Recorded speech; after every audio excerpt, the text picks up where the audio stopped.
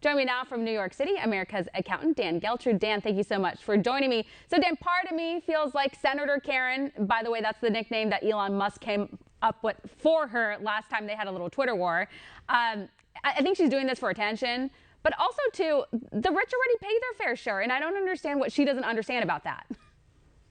Well, let's be clear about what's going on here. This is about income tax. So she's saying he didn't pay any income taxes in 2018, and some of the other very wealthy people didn't pay income tax in certain years. Why?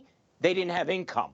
That's why it's called an income tax. Now, as far as their wealth, which happens to be tied up in assets such as in stock, whether that's in Tesla or whether that's in Amazon, you get taxed on that when you sell it, when you trigger the gain. So what's supposed to happen if the value of the stock goes down? Well, then you get a tax deduction for that. So it's a hodgepodge of what she's trying to put across of vilifying the rich. Now, I'm not sticking up for the rich. I'm just saying those are the tax laws that we have, and that's what they're following. If you don't like it, change the rules. There's a reason why we don't have a wealth tax in the United States. It doesn't work, as she's alluding to, in terms of wanting the rich to pay taxes, not on income, but on their assets. Yeah. But if you change the rules, then, I mean, just imagine what would happen. Billionaires wouldn't stick around here. They would find another home country and pay taxes there.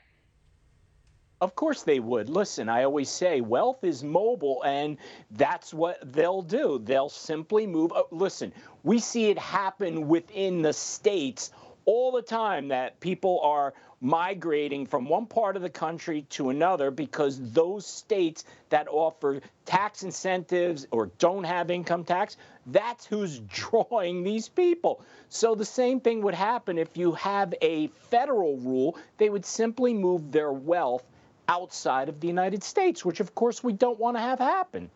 And when we saw Elon Musk move from California to Texas for obvious reasons, and we've talked about that. But I have a feeling that this Twitter war isn't exactly over yet, because it seems like Musk enjoys going back and forth with Warren and definitely pushing back against all of the things that she's been saying about him on television. Now, I wanted to shift gears here. Cryptocurrency experts are warning that people should be worried about what's happening in Canada in regards to how the government is freezing assets, including going after cryptocurrency, saying that that's something that could happen in the United States of America.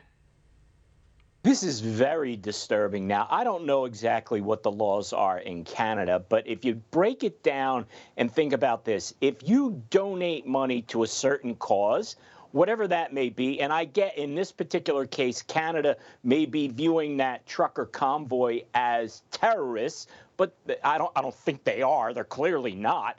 But you can donate money to a cause, and if the government doesn't like it, they can go and freeze your bank account or go into your crypto wallet and freeze it.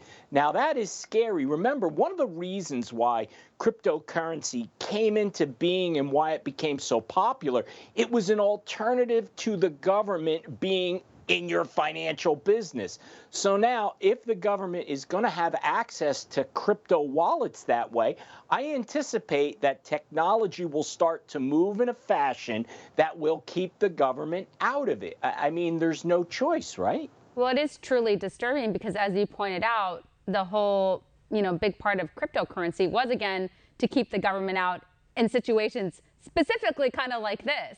And so, and of course, it's even more chilling the fact that they're going after protesters who have been peaceful for the most part. And it's obviously because they don't like what they're promoting. And so, again, I do agree with the experts that that's something that could probably happen here. And I hope that it doesn't. What could that mean for cryptocurrency? I guess it's always been a fear of those who have bought into it, was whether or not the government could, get involved and somehow stop people from using cryptocurrency.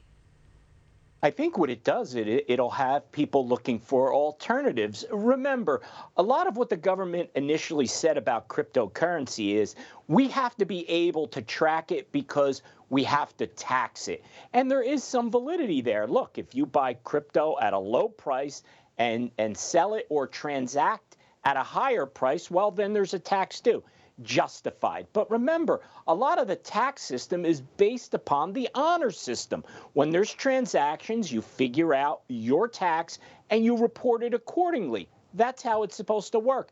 If we're going to have a situation where the government starts to literally monitor every type of financial transaction, well, then we have an invasion of privacy issue. And I think that is really where we may be headed to as technology continues to advance and the government tries to keep up with what people are doing. Definitely. Well, Dan, we're going to leave it here. We appreciate you. Thank you so much. Thanks, Steph.